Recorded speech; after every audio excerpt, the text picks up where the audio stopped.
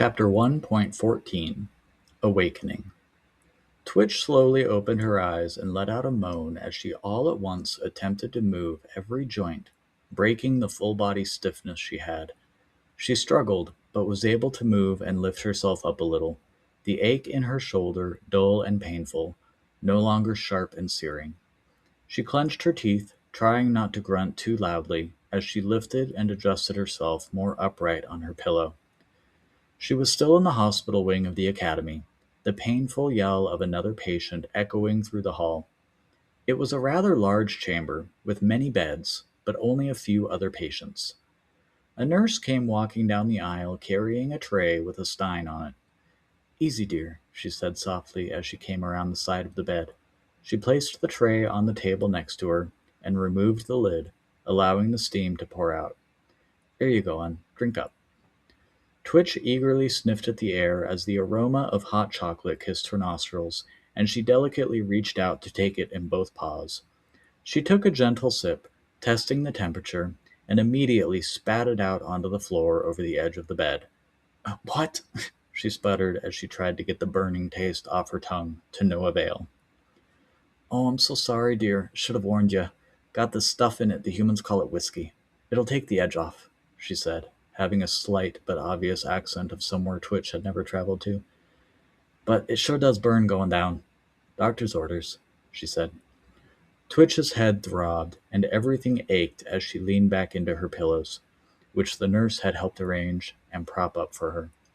"What happened?" Twitch was finally able to ask, after forcing down a drink of the hot chocolate. "Aye, lass, that's just what I was about to ask," she said, pulling a simple wooden stool over to the side of the bed and sitting down. "Mostly we treat crushed limbs that get caught in the gears over in the factory, but you had a few holes in you, and I'm reckoning something caused them." Twitch lowered her eyes to her mug and gently nodded her head in confirmation. She lifted it and took another drink. This time it went down a little easier, and she felt the warmth spreading through her. She didn't have any idea where to begin. So much had happened to her over the last few days. She assumed the nurse was most immediately inquiring about her injury, though. "I was attacked," she finally said, "by something—" She struggled to find the appropriate word. "Dark," she finally settled on. "Not Coonkin, or human." The nurse leaned forward, intrigued.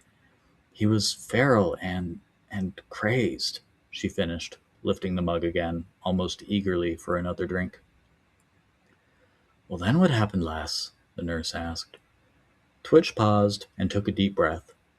"You're not going to believe me." She shook her head slightly as she mumbled, looking down into her mug. Half gone. She took a deep sigh and couldn't figure out any other way to explain it. "He fell on me, I stabbed him, and he vanished," she quickly summed up. "Essentially." She turned to look at the nurse for her reaction. Before she could respond, the heavy oak door at the end of the wing slammed open, and a tall, older-looking coonkin, wearing white robes and a white hat, came marching down the aisle, a fixed look of determination on his face. He used his wooden staff like a walking stick, the sound of it pounding rhythmically on the stone floor alongside the echoing footfalls of his boots. He clearly did not need to lean on it, however, for his stride was that of a wizard still in his prime. Twitch was suddenly overwhelmed with panic as she remembered the wax seal on the letter.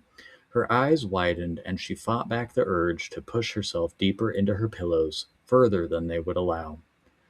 The nurse stood up quickly, almost knocking over the stool she was sitting on, and while doing so, held up her paws in front of her, forming a triangle and bowing. "Your Eminence," she said, and as she rose from the bow, she spread her hands apart in an arc. "Nurse," the Hierophant nodded, his voice as deep and heavy as his footsteps. While he was distracted with her, Twitch glanced over to see her satchel slung on the back of a chair behind the nurse, too far to reach. "Well, Miss Twitch," he said, turning to her now, "I didn't think I'd ever see you back here. Not after your incident." The last word dripped with bile. Twitch still had her eyes locked on him, watching for any sudden movements, preparing for an incident right there in the hospital wing. Praying that he couldn't perceive her panic, and stalling for time while she thought of how to respond, she took another drink, a rather long one. Deciding it best to not mention the letter or Cornelius if she could avoid it, she did her best to focus on why she came here in the first place. It was a task that proved difficult because of the buzzing in her head. "There's something happening in Ravenwood Forest," she finally said. "Ah, the fire, yes," the Hierophant confirmed. "I had received communication already about a wildfire in Ravenwood. Terribly tragic indeed," he said, somewhat dryly. "Well," Twitch started, before taking a sip of what remained from her mug. "My cottage was attacked by an army of skeletons," she finally blurted out, unsure of how else she could have said it. "That's how the fire started." The Hierophant and the nurse looked at each other with furrowed brows. "Did you say it's skeletons?" the nurse asked. Twitch took a deep breath, now clearly aware of how crazy it sounded. "Yep," she confirmed, as she tilted the mug up, finishing the last of it. "Preposterous," the Hierophant huffed with a chuckle. "Your Eminence," the nurse started. "The lass also seems to be confused about her injuries. She's still recovering from surgery, after all. She might have just stumbled onto something sharp." Twitch was getting irritated at not being believed, but she had no proof other than the orb. She thought about showing it to them, but after the events of the prior night, she didn't trust him. "Sir!" a yell echoed through the hall as a young Coonkin in red squire robes came running down the aisle. They all three turned to him as he arrived at the foot of the bed, huffing to catch his breath. "Your Eminence," he properly greeted and bowed. He continued without waiting for acknowledgement. "We still haven't been able to reach Hawthorne. No one is answering." "Who's stationed there?" the Hierophant asked. "Cornelius," Twitch blurted out without thinking. Both the Hierophant and the squire looked at her. "Sorry," she whispered, playing it off as nothing. "She's right. It's Cornelius," the squire said slowly, turning back to the Hierophant. "But he's not answering the summons. No one is opening the gate." The Hierophant's face contorted slightly as he considered the news and what to do about it. First the Lady May, and now this. Twitch had heard of the Lady May. It was a great airship that the Academy's engineering corps had built, and she was even fortunate enough to have seen it a few times as it flew over the mountains between Ravencrest and Hawthorne. She remembered gazing at it longingly, never really understanding why. She didn't like heights and was afraid to fly on it. "Have the captain of the guard send a scout to Brindlewood," said the Hierophant, "and then travel on horseback to Hawthorne." "But, sir," the squire protested, "the road from Brindlewood to Hawthorne? It goes through Grimshade Forest."